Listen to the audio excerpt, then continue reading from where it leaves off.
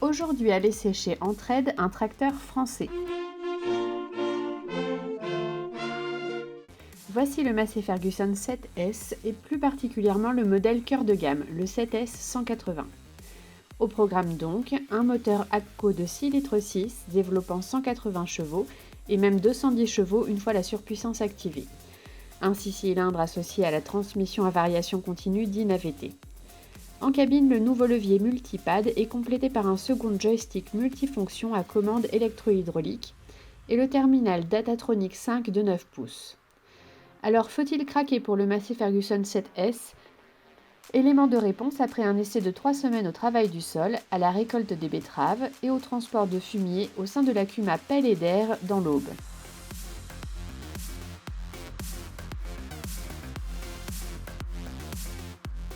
C'est un tracteur très maniable, je trouve que c'est un tracteur qui est assez compact, au niveau braquage c'est correct. Non, au niveau maniabilité, ouais, c'est un tracteur intéressant.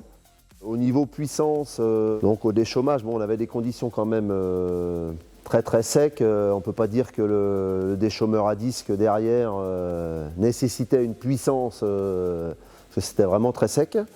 Mais sinon, au niveau de l'adhérence et tout ça, ça paraissait intéressant. C'est un tracteur qui est quand même bien équipé en pneumatique, qui était bien lesté.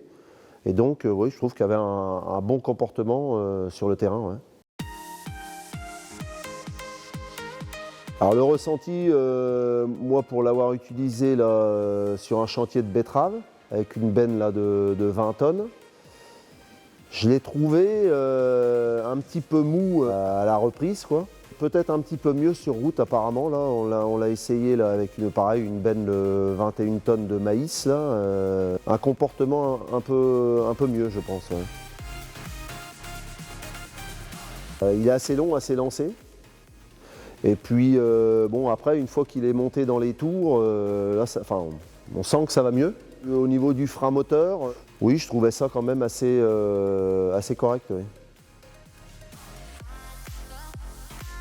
Bon, la suspension, j'ai trouvé ça confortable. Là. Je vois, dans le champ de betterave, là, on pouvait rouler. Bon, pareil, on était dans des conditions vraiment extrêmement sèches la semaine dernière. Ça roulait comme sur la route pratiquement. Non, je trouve qu'il se comportait vraiment bien. C'était assez souple, c'était confortable. C'était confortable. Oui, tout le monde a été assez surpris de la prise en main. Je trouve que les joysticks là sont souples, il y a un bon grip là sur un petit levier compact. Je trouve que c'est pas mal, ouais. C'est plutôt bien. L'ergonomie, c'est plutôt bien. Ouais. Par rapport à d'autres marques, je veux dire, ça a été assez rapide, la mise en route, tout ça. On était plusieurs à... Et donc je trouve que oui, l'écran est assez accueillant, le menu déroulant et tout ça, c'est assez ludique, quoi. Ça va bien, quoi. Ça va bien. Le Massey Ferguson 7S 180 a convaincu les adhérents de la CUMA Pelle et d'Air par ses performances, notamment sa maniabilité et sa puissance. On notera simplement que certains adhérents auraient souhaité plus de dynamisme au niveau de la transmission, une question de réglage. En revanche, la cabine souffle le chaud et le froid avec des commandes simples à appréhender et un siège confortable, mais aussi un vrai manque d'espace. Alors là, je vais dire que c'est un peu le point noir du tracteur. La cabine, c'est très étroit. Bah, moi qui suis grand, je mesure 1,85 m.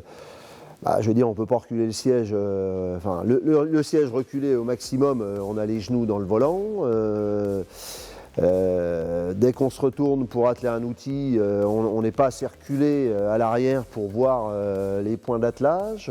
C'est vraiment le point faible du tracteur. On est vraiment, on se sent un peu coincé dedans.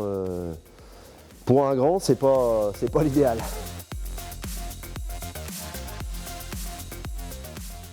Au final, la CUMA Pelle et d'Air retient 3 points forts du Massey Ferguson 7S 180. Sa maniabilité grâce à son gabarit relativement compact et à son important angle de braquage, permis par le châssis taille de guêpe, sa facilité de prise en main des commandes et le confort de la suspension. A l'inverse, de l'autre côté du tableau, les personnes qui ont pris le volant ont regretté le manque d'espace en cabine. C'est d'autant plus dommage que le grand frère 8S dispose de l'une des meilleures cabines du marché sur ce critère.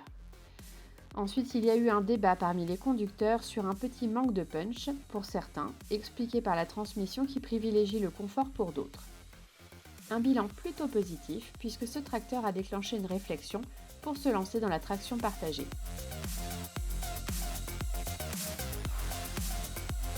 Suite à l'essai de ce tracteur là, par la revue Entraide, j'ai l'impression que ça a déclenché un peu une réflexion sur l'achat d'un tracteur, ce qui n'avait pas eu lieu jusqu'à maintenant, personne n'en parlait. Donc ça sera certainement l'objet d'une étude cet hiver. C'est un tracteur qui pourrait correspondre à l'utilisation en CUMA parce que de par sa simplicité de prise en main, la beauté du tracteur et tout ça, c'est pas non plus qu'un argument majeur, quoi. Il y a, comme on a dit aussi, le coût aussi, c'est important. Après, si c'est un tracteur qui est moins cher, qui est fiable et tout ça, aujourd'hui en CUMA, il faut quand même qu'on regarde le coût et donc oui, je pense que ça peut être un tracteur de CUMA sans problème. Ouais.